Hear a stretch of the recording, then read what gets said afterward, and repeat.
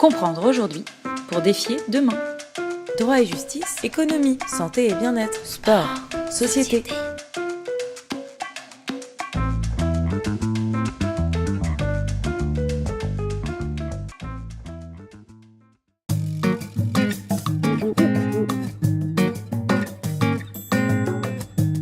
On parle beaucoup des inégalités entre les femmes et les hommes dans le sport, que ce soit en termes de discipline pratiquée, d'intensité de pratique ou de type de pratique.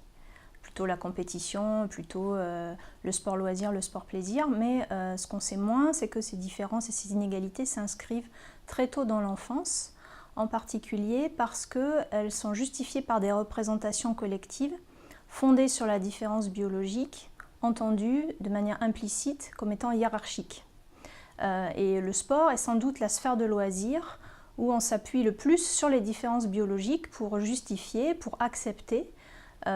finalement de classer les individus dans la catégorie fille ou dans la catégorie garçon, ce qui revient à les hiérarchiser. Et par ailleurs, un autre constat qu'on peut faire, c'est que les politiques publiques et privées d'ailleurs en matière de sport eh bien, se sont très longtemps considérées comme universelles, aveugles à la question du genre. Mais en fait, quand on est aveugle à la question du genre, c'est qu'on est genré. On le sait dans la politique de la ville, par exemple, mais c'est le cas aussi des fédérations et des clubs.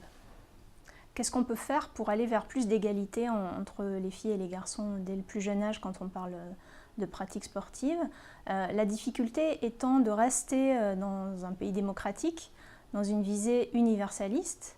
tout en ayant des dispositifs de ciblage. La difficulté, c'est qu'il ne faut pas stigmatiser certains territoires, certaines catégories sociales, parce que c'est un problème qui concerne finalement toute la population, tout le territoire. Comment être universel, mais comment cibler pour mieux répondre à certains besoins. On peut s'appuyer sur un certain nombre de leviers, d'outils, et de bonnes pratiques qui existent, en particulier à l'école. On critique beaucoup l'école sur le sport et l'activité physique et sportive, mais c'est à l'école française qu'il y a le plus d'EPS dans toute la scolarité si on compare à nos voisins européens. Et puis c'est une pratique qui est mixte, qui est obligatoire pour les filles comme pour les garçons. Donc c'est quand même un exemple à suivre. Et puis les fédérations sportives scolaires sont également des acteurs très vertueux de la promotion de l'égalité entre les filles et les garçons. Je pense à l'UNSS ou à l'USEP dans le premier degré qui promeuvent en particulier la mixité des pratiques, qui font jouer ensemble au même sport les filles et les garçons.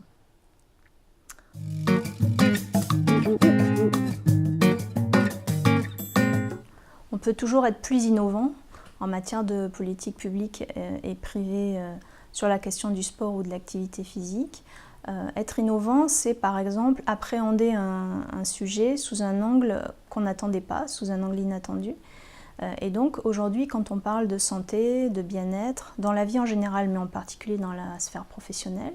quand on parle de reconnaissance des compétences acquises tout au long de la vie, de formation tout au long de la vie, quand on parle de cohésion sociale, eh bien, on se rend compte de plus en plus que le sport peut être un outil d'innovation, un levier de politique publique radicalement nouveau, auquel on n'avait pas pensé avant, mais qui est particulièrement vertueux. Et si on reste sur notre prisme d'égalité entre les femmes et les hommes, il y a un certain nombre de risques sociaux et de problèmes de santé au travail qui ont été longtemps négligés chez les femmes, en particulier parce qu'elles occupent des emplois de service. Elles sont en contact très souvent avec le public et on a très longtemps négligé les problèmes de dépression, d'anxiété et même des troubles musculo-squelettiques qu'on avait beaucoup vus chez les hommes qui font des métiers manuels, mais les femmes font aussi beaucoup des métiers manuels. Je pense aux caissières, aux aides-soignantes qui mobilisent beaucoup leur corps, leur capital physique dans la journée et qui ont besoin aussi d'avoir des politiques de bien-être et de santé au travail. Et on voit que dans un certain nombre d'études européennes, un petit peu françaises, et beaucoup américaines aussi, montrent que la possibilité de faire du sport dans le cadre professionnel lutte contre l'absentéisme et contre